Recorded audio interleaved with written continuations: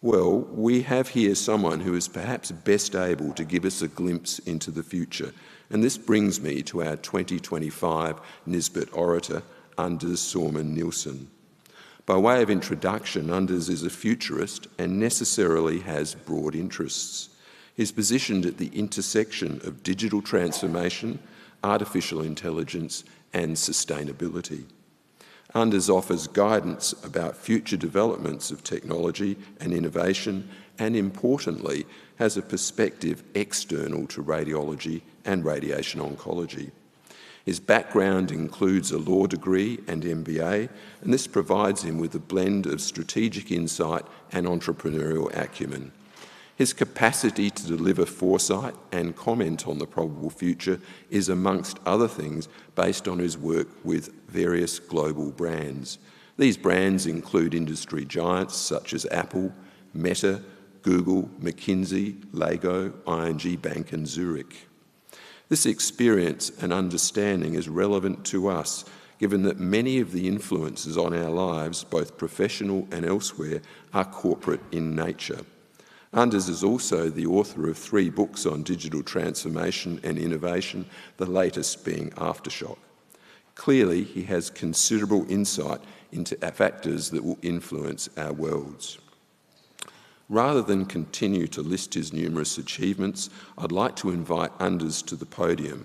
I, for one, will be fascinated to hear what he has to say. Could you please welcome to the podium Anders Sorman-Nilsson, our 2025 Nisbet Orator.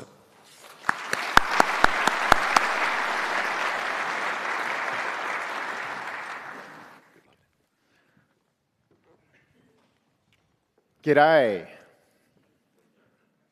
How are you going? Good. Can you make any sense of my Swedish Australian accent so far? Okay. For the introverts, just nod. Okay. For the extroverts, please don't hold back.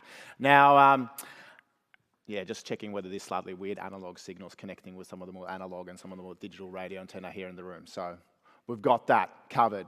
As a futurist, which basically, ladies and gentlemen, means my mum has absolutely no idea what I actually do for a living. She calls me her son, the one who used to be a lawyer, who's now a glorified astrologer. There's no one like your family to tell you what you actually truly do for a living.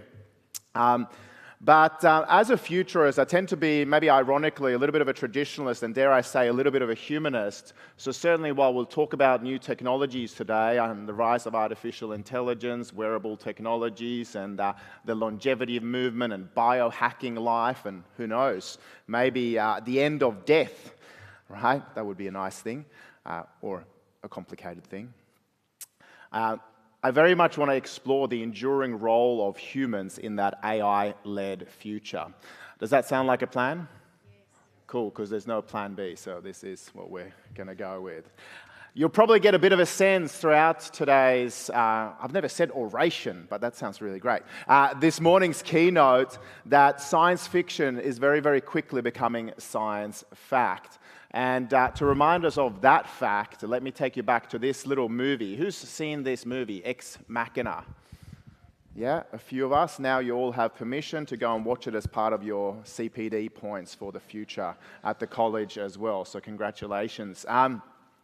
The central plot line of this movie is about the Turing test, named after the computer scientist Alan Turing, who devised an imitation game where in a blind test, where you're interfacing in a blind test, perhaps with a robot, perhaps with a human, the robot is so sophisticated in its emotional and artificial intelligence that it can fool us into thinking we're interacting with another human being as opposed to an AI. This is the essential plot line of this movie, and of course in the movie you also have artificial general intelligence breaking out of the box, causing all sort of dystopian visions. When they thought, how are we going to launch the idea virus of this movie, they thought, why don't we launch it on the conference app at the coolest conference in town, the RANZCR 2025 Summit. Watch out if you download the QR code. No, they launched at the second coolest conference in town, which is, of course, South by Southwest in Austin, Texas. And they did it on the most logical digital platform available to them at the time, something called Tinder. Because they realized that at that particular conference, a lot of conference attendees would be logging into their Tinder accounts, geostrategically changing their settings to Austin, Texas, hoping to go on a hot date later on that evening. And unbeknownst to the lovesick puppies in the audience, the people behind the movie had set up an avatar based upon the looks of the Swedish actress Alicia Vikander without all the weird cyborg headgear. And because she's female, but also artificially intelligent, she was able to have flirtatious conversations at the same time with a multitude of the lovesick puppies. And as part of any great marketing conversation, at the end, you need a little call to action. Her call to action was, if you've enjoyed this very humane, flirtatious conversation and you want to see more pretty pictures of me, please go to my Instagram account. What do you think awaited them when they went onto her Instagram account? A little message saying, you've been hacked. Here's a little preview about a movie about the Turing test. Science fiction is fast becoming science fact. And if we fast forward to more recent history, when OpenAI recently put ChatGPT to the test, it said, hey, ChatGPT, you're so amazing. I want you to meet the gold standard on the internet for proving that you're now humanistic in your abilities, which is, of course, the amazing CAPTCHA test. Now, I don't know about you, but frequently when I have to pass the CAPTCHA test to prove that I'm human online, I fail. Anyone else? Yeah? All right, fantastic. 25% of the audience are clearly robots or cyborgs. Now, when AI cannot spot zebra crossings, it makes me a little bit nervous about the future of autonomous vehicles, but that's another story. So ChatGPT thought about this, and they went, hey, I'm not going to be able to pass this CAPTCHA test on my own. I need to recruit a human being. So I went on to TaskRabbit, the international equivalent to Airtasker, recruited a human being who was going to pay some money to outsource this task of managing the CAPTCHA test on its behalf. Now, the human got a little bit nervous, a little bit suspicious, and went like, hi, why on earth would you want me to do the CAPTCHA test on your behalf? Are you a robot? The robot manipulated, gaslit, and responded in an offended fashion, saying, in an age of diversity, equity, and inclusion, how dare you accuse me of being a robot? Guilting the human into submission, hacking this human bottleneck, and allowing ChatGPT to pass the CAPTCHA test.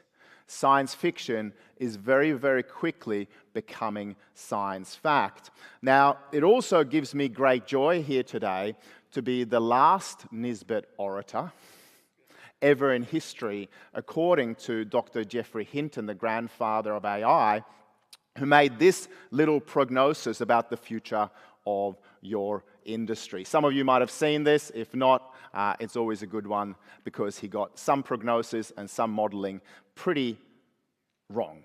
That's a technical term. Let me start by just saying a few things that seem obvious. I think if you work as a radiologist, you're like the coyote that's already over the edge of the cliff, but hasn't yet looked down, so doesn't realize there's no ground underneath it. People should stop training radiologists now. It's just completely obvious that within 5 years, deep learning is going to do better than radiologists, because it's going to be able to get a lot more experience. It might be 10 years. So, dear Dr. Geoffrey Hinton, recorded this in 2016. Apologies about the very tinny recording. There wasn't better technology available. So that puts us at 2021. How's the industry doing? I mean, other than the fact that you're all overworked, right? Doing like hundreds of reports a day or whatever it happens to be, right? Did he get this right? Well, maybe with a longer-term prognosis of 10 years. That puts us in 2026, so maybe I'm the second last Nisbet orator. But clearly, this is not happening yet. And of course, whenever I speak to any industry today, I actually look towards this quote, which I think is phenomenal, right?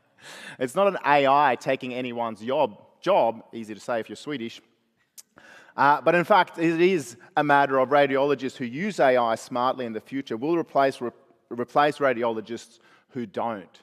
And I believe that's true for any industry today.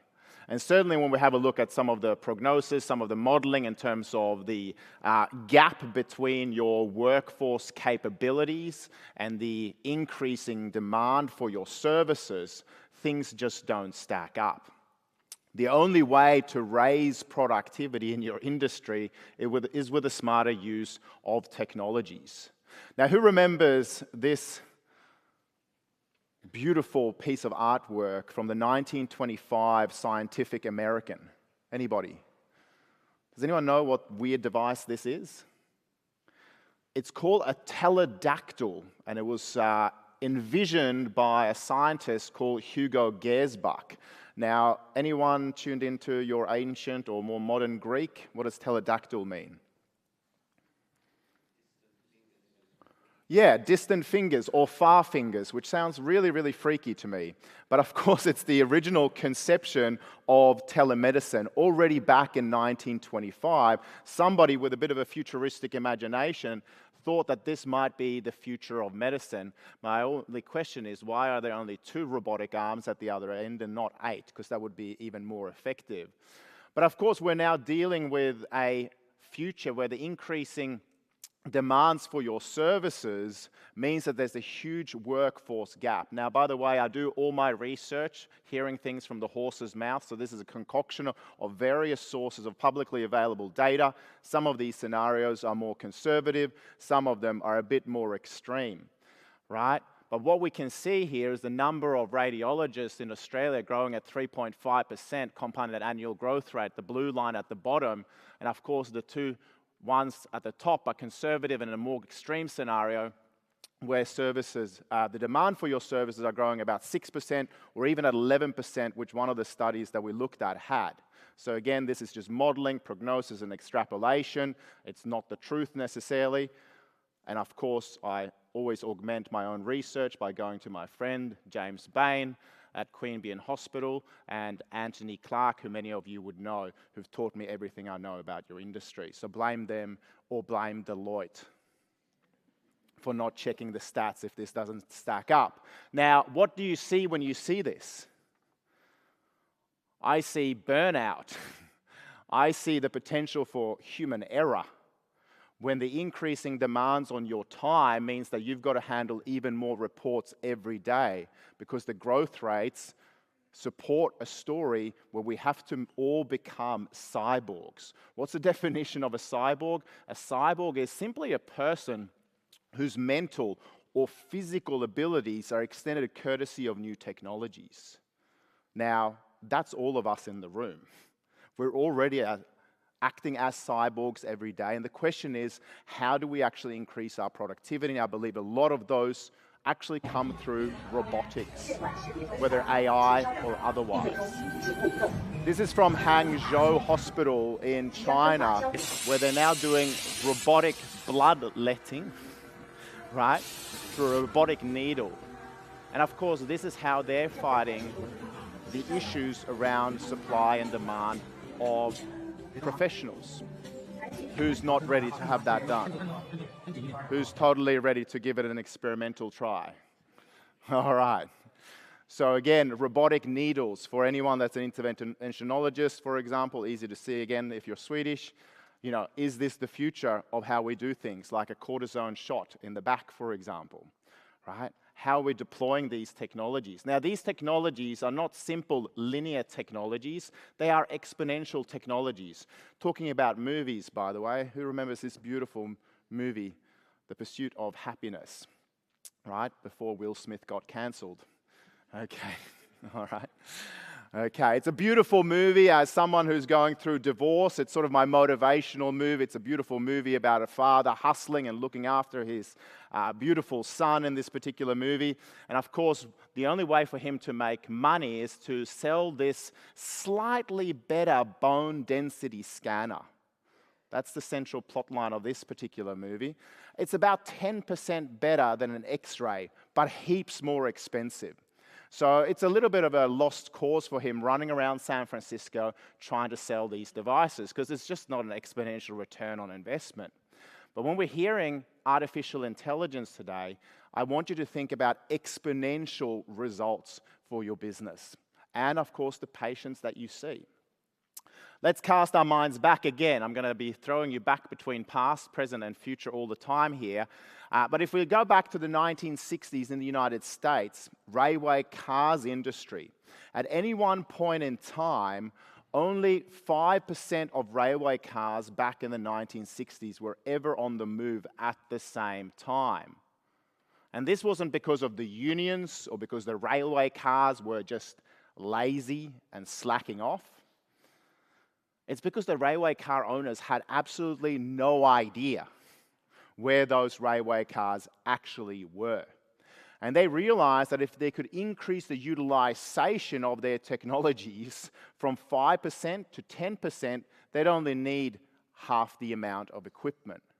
Does this sound eerily familiar to how we're utilizing hospital beds or even the technologies in your centers or hospitals, private or public? Right? Increasing the utilization rate inclusively of our people as well.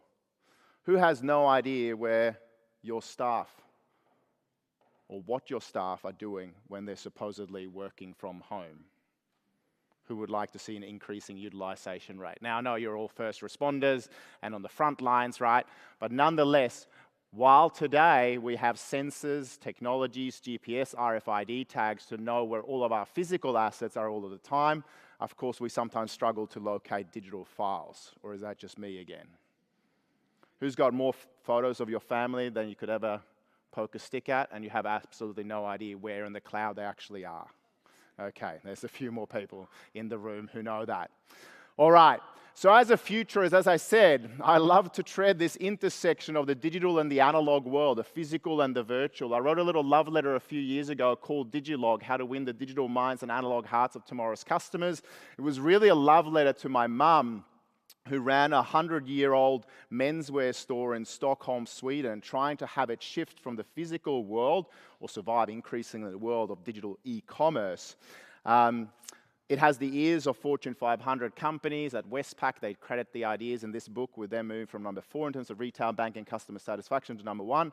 Unfortunately for me, the person I wrote this little love letter for has not yet read the love letter. Right? But I argue to my mum in this book that this is not about throwing away 3 generations of analog experience and empathy with our clients and customers. This is about ensuring that we also nurture, not throwing away the analog baby with the digital bathwater, but we do and combine the best of the analog world with the digital world. So I've always been obsessed with how we do this with humans as well, and how we scale our empathy and our wisdom, particularly in an age of artificial intelligence. Because what's happening right now is that the coolest coding language in town is no longer Java or Python. No longer do you need a computer science degree or a software engineering degree, right? Why? Because clearly, as we've seen with these science fiction movies, and of course the LLMs we're all exploring every day, AI now speaks human. And the coolest coding language in town is Aussie English or Swinglish, right? Or Singlish when I work in Singapore, okay? Today, you're all coders with expertise in radiology. If you can speak, if you can type, we can interface with artificial intelligence today. We've just seen Open Evidence, which is kind of like a ChatGPT for medical evidence, have another $200 million invested into them for a $6 billion valuation. Why? Because now all of a sudden you've got a medical assistant in your back pocket that you can constantly get feedback from. I know these technologies you're already utilizing in the black box already. But the question is, what can happen when we take that type of information and then use new vibe coding instruments and platforms like Lovable? This is a 35-person company out of Sweden that has a $2 billion valuation, 100 million USD recurring revenue. What does vibe coding, you might ask? It's when you, without any coding ability, just open up the interface and you go, hey, I want to build a new website or a new workflow for our radiology network. Here's what I'm sensing. Here's what I'm feeling. Here's the couple of hacks that I think we should be introducing. No coding ability whatsoever. This just interprets your emotional intelligence and your ability to prompt engineer, which is basically like asking questions. Who knows how to ask questions? We can do this with AI as well, no doubt, right? And it will build you something that's fully functioning as an experiment. Can this drive innovation inside of our organizations? In 10 minutes, somebody used Lovable the other week to create a viable competitor to DocuSign, a $15 billion company, who then sent Lovable and the entrepreneur a cease and desist letter because the technology was so good and it was built in 10 minutes. No coding ability required. AI now speaks human.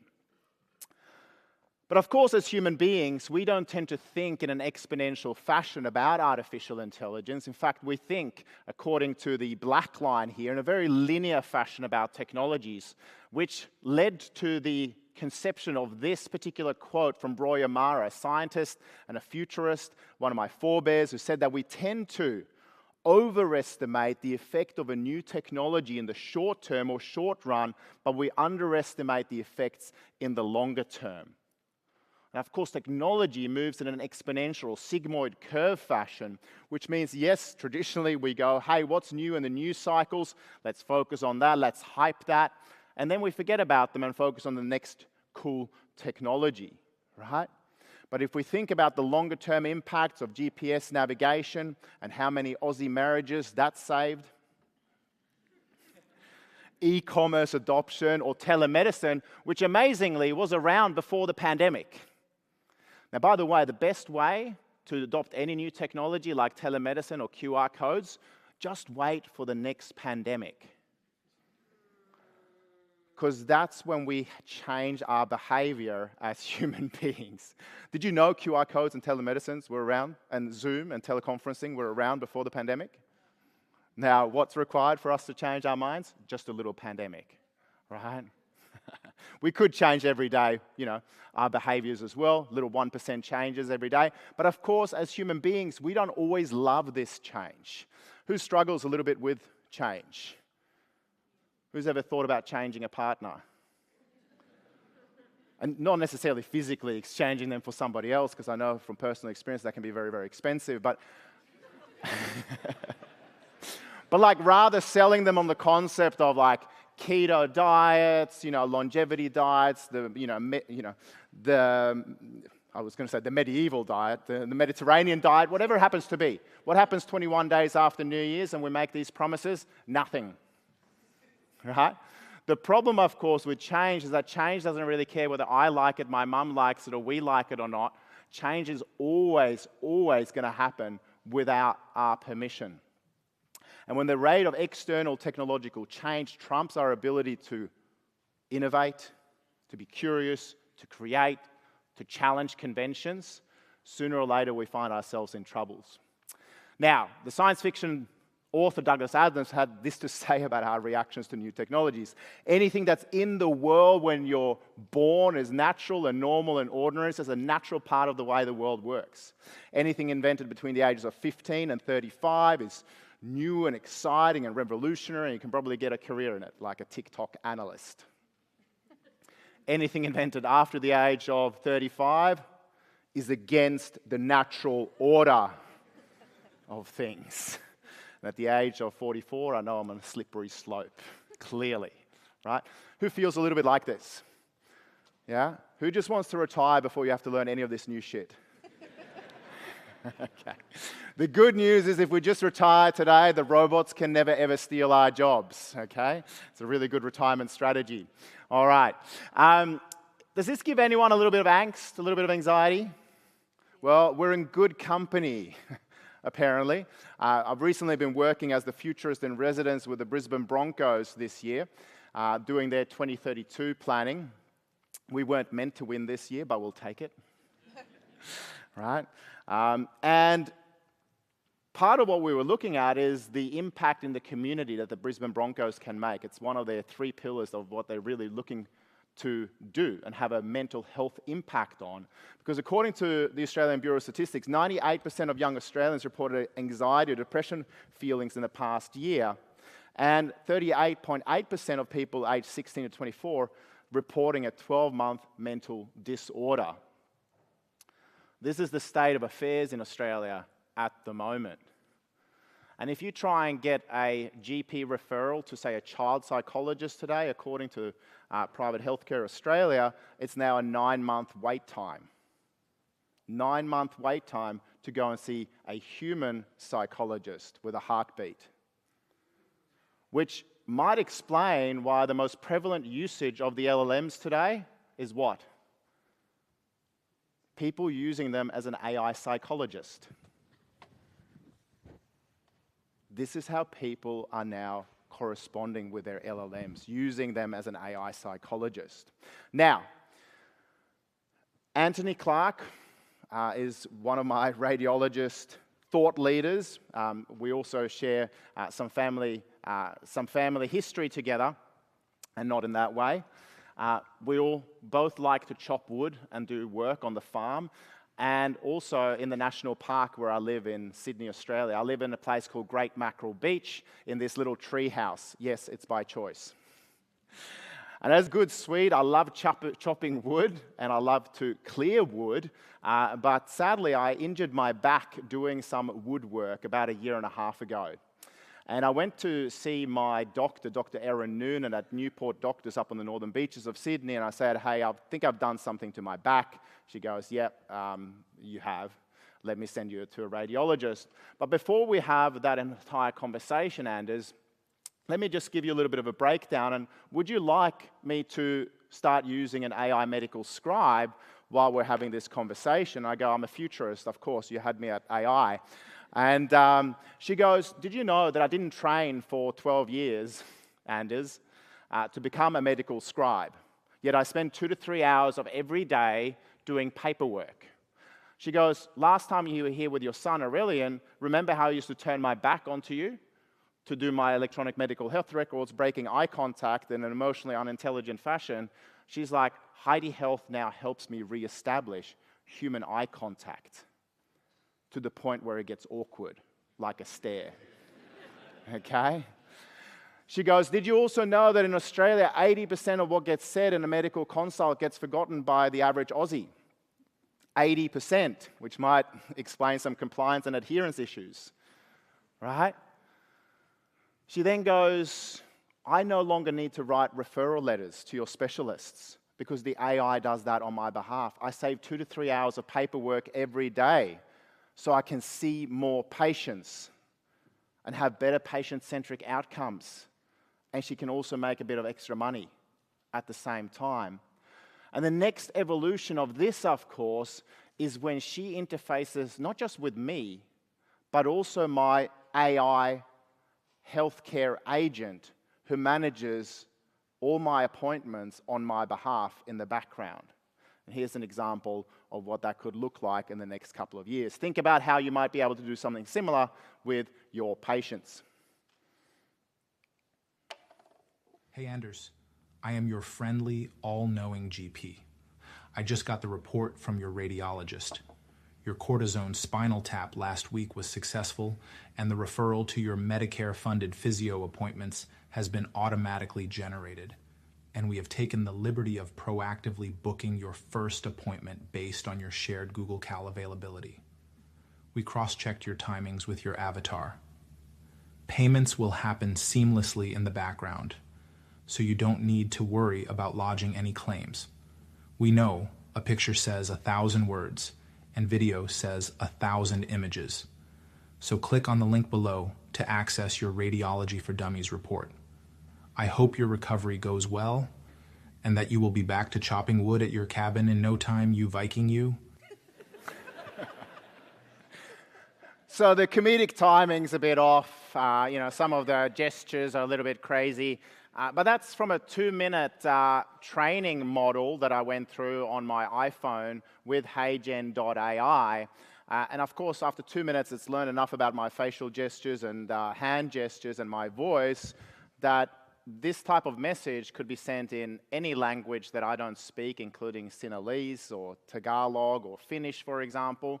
And particularly helpful for anyone in care that might be needing to communicate across generational boundaries with maybe parents or siblings, etc., who may not speak English as their first language. Now you speak every language in the world. And imagine something like this where you are picking up on, say, a critical issue and you want to get a message to the GP very, very quickly, right? You never need to speak this. You just take your radiology report and the multimedia LLMs, right? And it automatically sends a personalized message for the GP to be alerted to.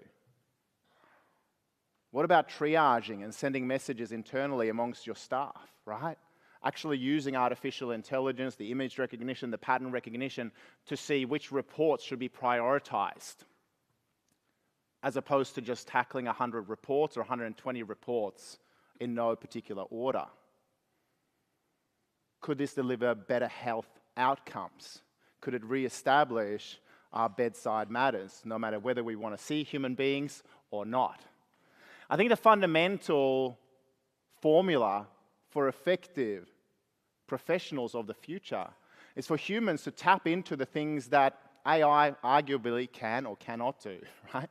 Focusing on our emotional intelligence, our unique quotient, right? Our wisdom, our experience, our insight, and also our creative intelligence to think about, are there better ways of managing our workflows or hacking work to ensure that maybe we see 30% more patients, maybe manage 30% more reports over the next 5 years or so, whatever it happens to be, courtesy of some digital augmentation, because that will make the most empathetic brands and personal brands and radiology brands that you could ever imagine. Now, where does this leave us in terms of how we start hacking work without going down the path of shadow IT?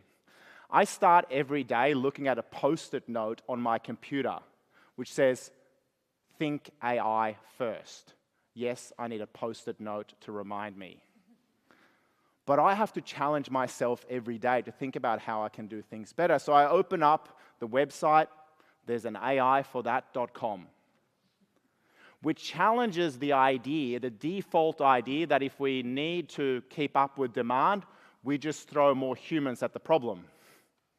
There's an AIforthat.com. Now, it might not be something your hospital, public or private, is willing to let you explore, but you could explore this in your own time and maybe make suggestions in a suggestion box that never gets looked at.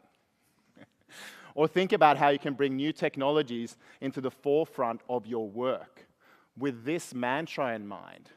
Given that AI now speaks human, and we're all coders today, what human impact, what patient-centric impact or innovation will you now start coding for?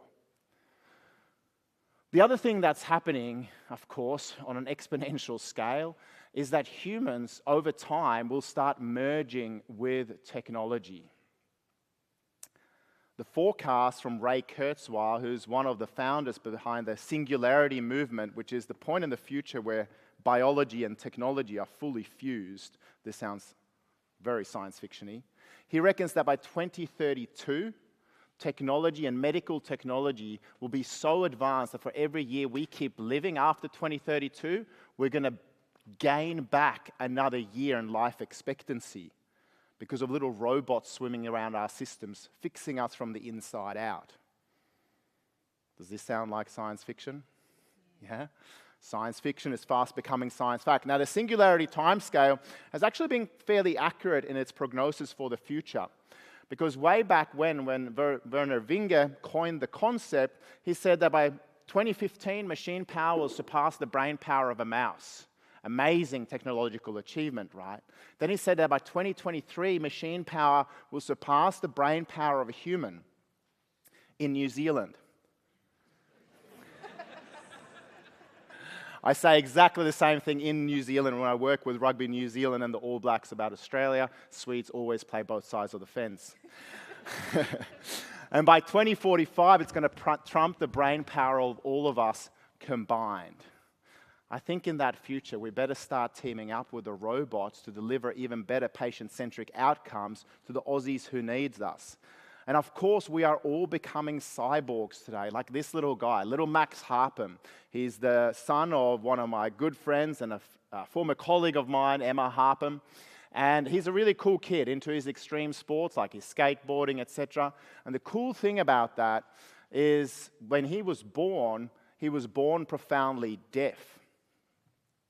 If a freight train went past his back, he would have no auditory awareness of that whatsoever.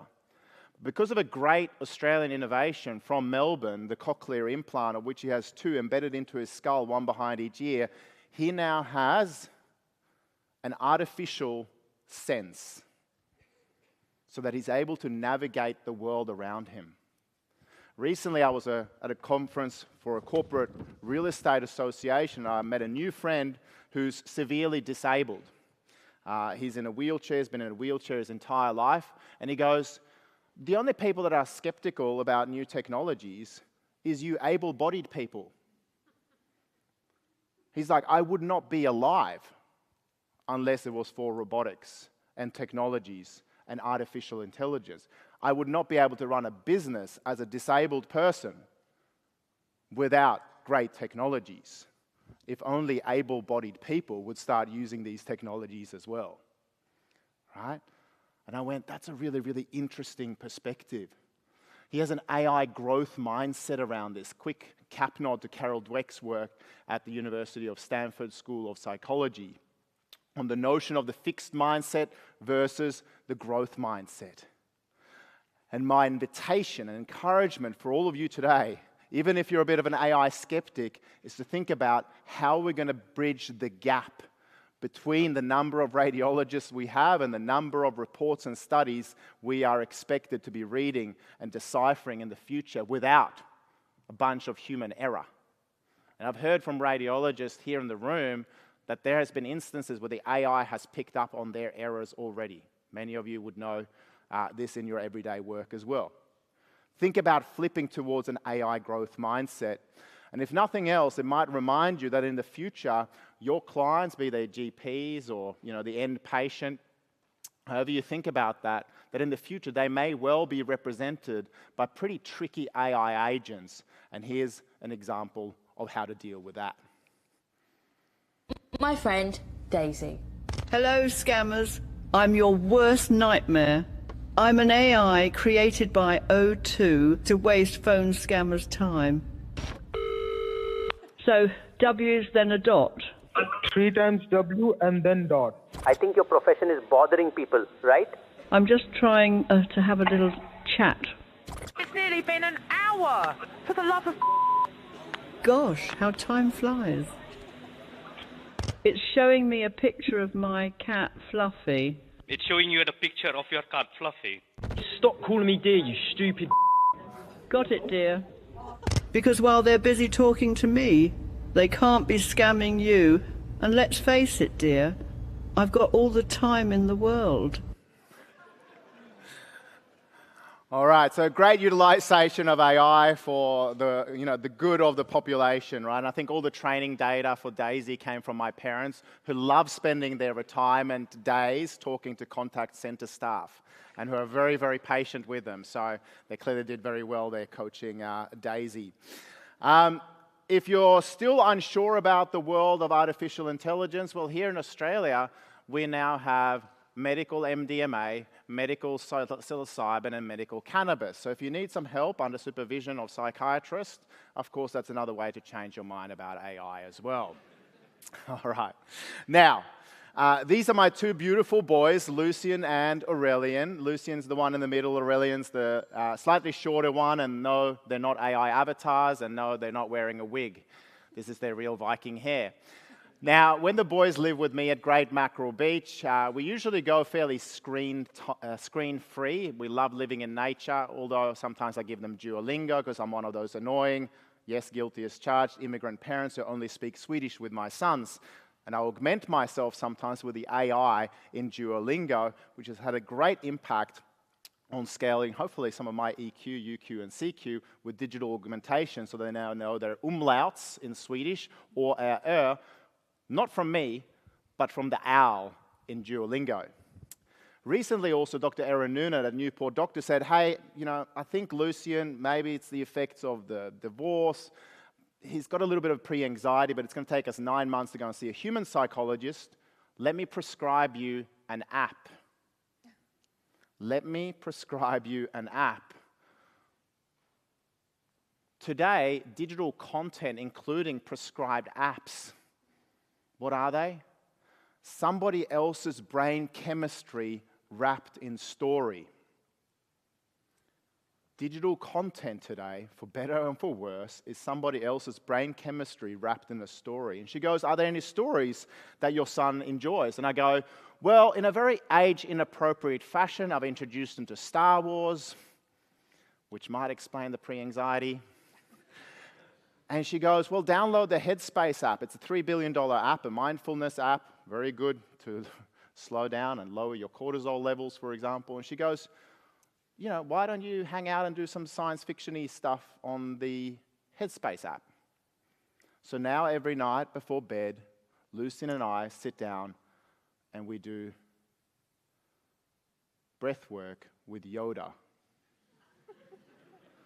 to calm his nervous system, to flush it from cortisol, including mine, and it gets us to the really good storytelling faster. Digital content and digital nutrition is now also used by American war veterans through ABZ labs to treat PTSD. Virtual reality headsets can treat chronic pain, right? The digital interface can lead us to better patient outcomes. And the question is, in your own workflow, or you're interfacing with GPs, doctors, sonographers, radiographers, when these guys build technologies that can boost serotonin levels and lower cortisol levels, our expectation of what the patient journey looks like actually changes. Because do people come in stressed? Was I nervous when I went in and had the cortisone spinal tap? Was I nervous that the radiologist was maybe going to cough while that was happening? That entire journey can actually be way more humanistic and human-centered. We're increasingly also expecting the sick care system or the healthcare system to truly step into preventative healthcare, to solve problems before they actually happen. Let me give you an example of this. Who here gets a little bit nervous when your iPhone, Samsung, Oppo battery starts running on low? Yeah, sorry for raising all these traumatic experiences with you. Some of you have to check your phones to see whether you'll make it through the day. Now, imagine a few years ago being a Tesla owner and you're fleeing from Hurricane Irma in Florida away from Hurricane Irma with your most beloved belongings and family members, and you're just congratulating yourself and your ego for being an early adopter of new technologies. Until all of a sudden, the Tesla battery starts running low. What kind of glances do you think you're getting from the passenger seat next to you? Passive-aggressive or aggressive? Aggressive. Until all of a sudden, pre-cancellation, across the dashboard comes a little message from Elon Musk who goes, "Fret not, human, we've just remotely upgraded your battery via the cloud so you can safely get out of harm's way." True story. Preventative, predictive customer experience. What does this do? It anthropomorphizes and humanizes our relationship with that previously cold piece of technology. And inadvertently, Tesla now sets our expectations for any encounter that we have, including with our GPs, our radiologists, our financial advisors, to solve for problems before they even happen. Predictive client and patient experiences. This is my grandmother, Ingrid, and clearly I always wanted to be the center of attention. Now, my beautiful grandmother, Ingrid, passed away 20 years ago in Sweden, and she stayed in the family home for the last 3 years of her life after my grandfather, Per, passed away in 2003. And it was starting to become challenging for her, and she started having falls.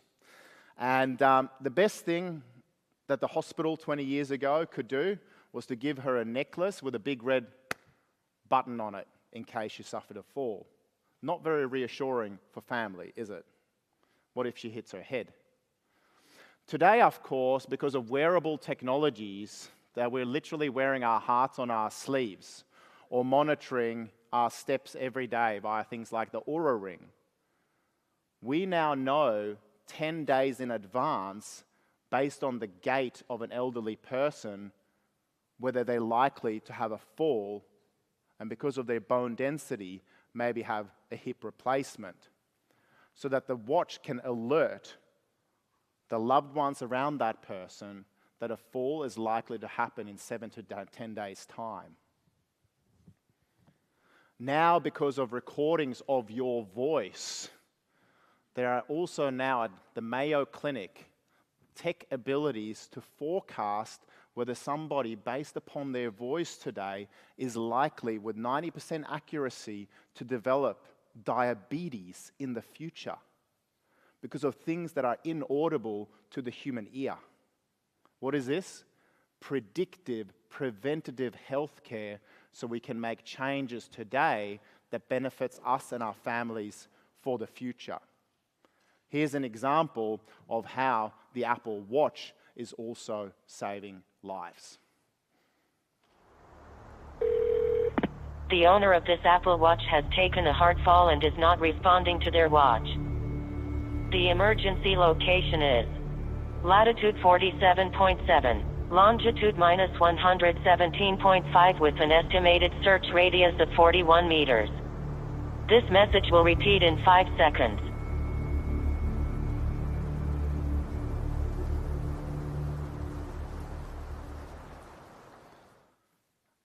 And of course today, there's even more emphasis on the idea of living fulfilling, but also long lives. Congratulations on the way to making it into your nonagenarian century, or decade, I should say, before this beautiful college turns 100.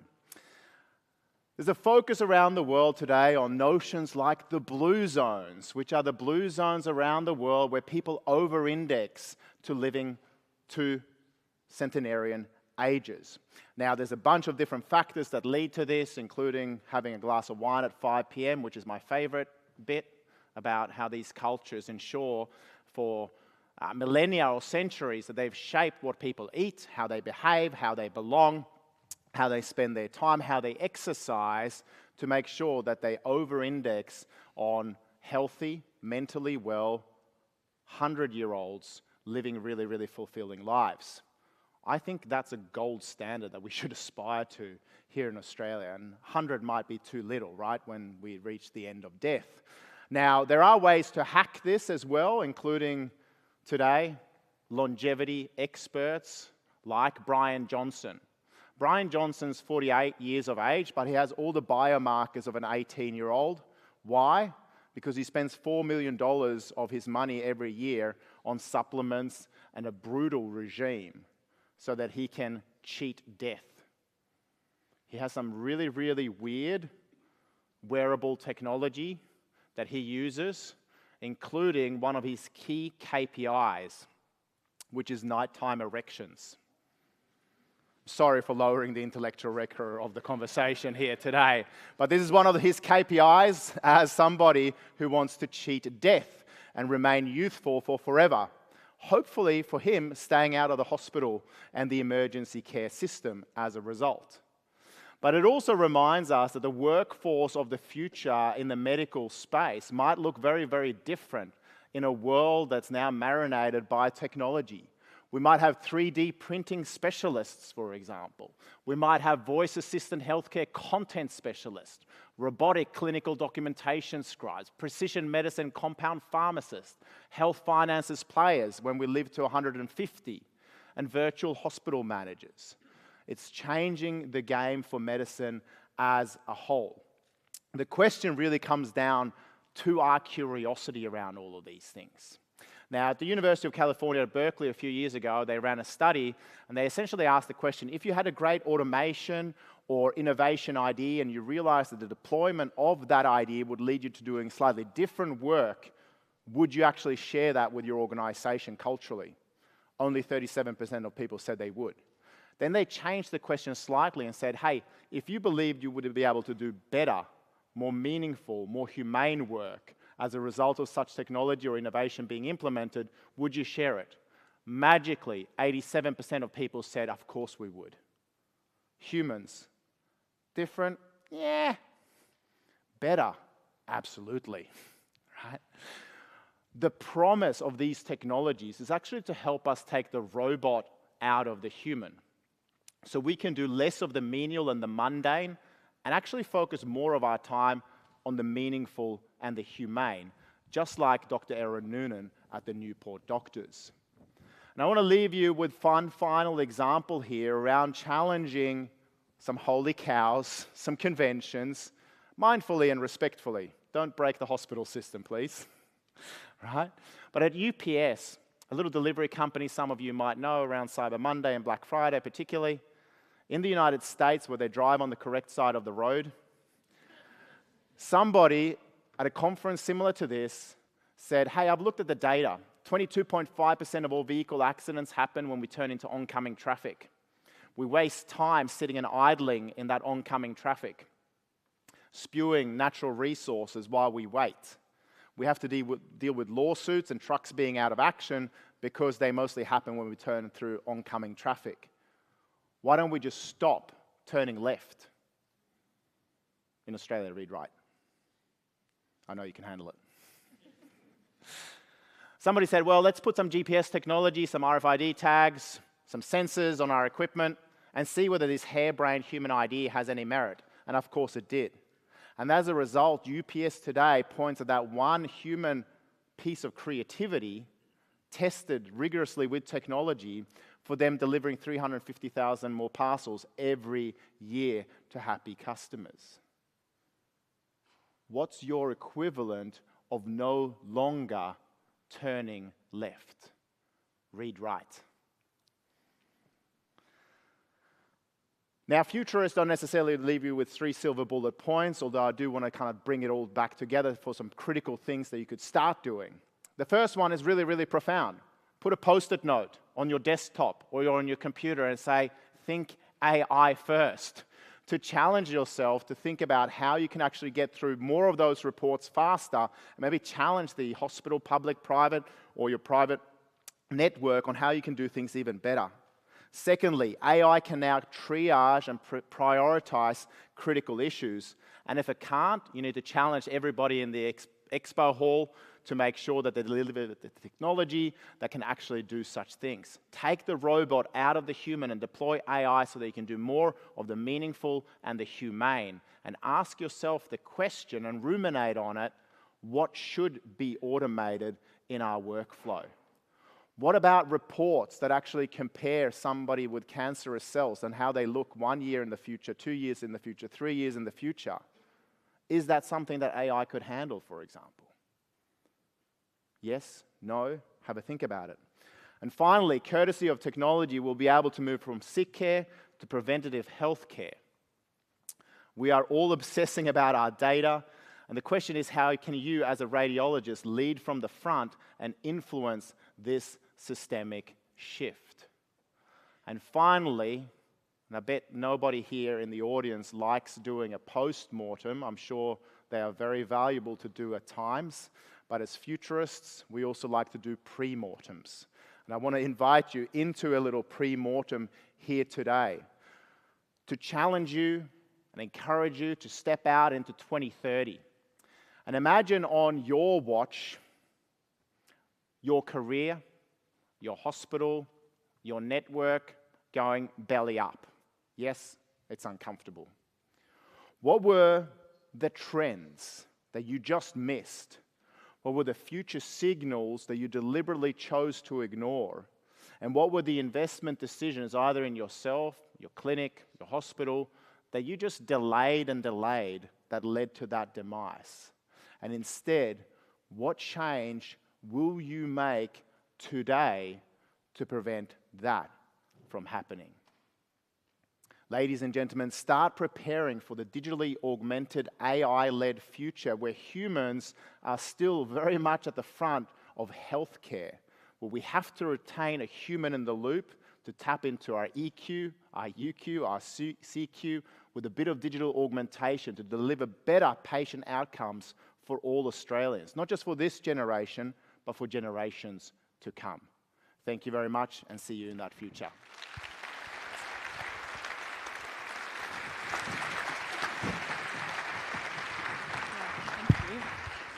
Thank you so much, Anders. I have to say I've taken from your talk to delete Tinder and download Adorable, I think, immediately.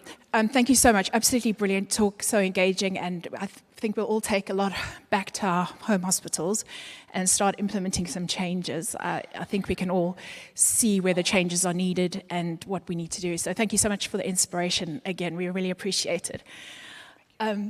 Thank you.